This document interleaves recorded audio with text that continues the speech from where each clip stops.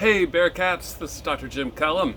On your trip, I'm going to be trying to make some videos every few days about birds you might be seeing on your trip. And I hear that you are in the Badlands of South Dakota.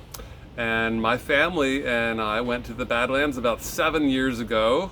And it was one of the best trips we ever took. And of course, I've got a big old long bird list of birds that I saw there. One of those birds was the red-naped sapsucker, and it's an actual bird. It's not a nickname for some dude that you think is weird. Take a look. I don't. As you can see, I am camping myself with my wife, and there's my wife. Hi, Shannon. I don't have time to edit this video and put in a picture of the red-naped sapsucker. So you've got to look this up, okay? Red-naped sapsucker. Sapsucker is one word. It is a kind of woodpecker, and it's fairly unique in terms of woodpeckers because it does what its name implies. It actually drinks sap from trees. Now it'll eat bugs as well, but what it's going to do is it's going to come over here to a tree trunk like so. Unfortunately, I didn't find any evidence of sapsuckers here in the campground, but what it's going to happen is it's going to drill horizontal rows of horizontal holes. No, let me say that again.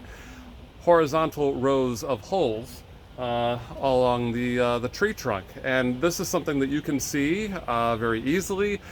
Each hole is about the size maybe of a little screw head or a nail head, and they literally are just little holes drilled in there, and then the sap will leak out, and the sapsuckers come back after a couple days and drink that sap.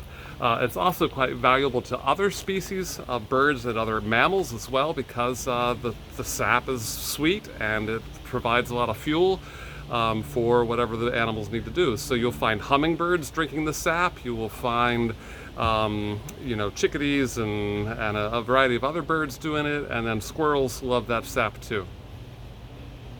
What else can I tell you about the red-naped sapsucker?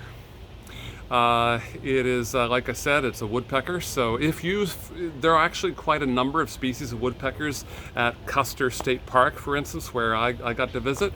I just reviewed my bird list before making this video. There was like 5 or 6 species of woodpecker that I have on my list.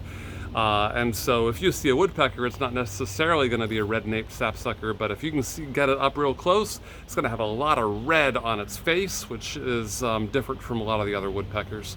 And then also look for the damage to the trees. It doesn't hurt the tree. It's the tree will heal up. And the interesting thing about why the holes are in horizontal lines is because of the way the tree supplies itself. You've got these vessels that bring the sugar up from the base of the tree up into the foliage. And so of course, if the holes were in a vertical line, the bird would be poking into the same vessel, and that wouldn't work very well. So you gotta poke into multiple vessels, and by doing that, you do the horizontal rows. All right, that's all for now. When I get back from camping, I'll produce a few more videos. Thanks, guys. Have a good day.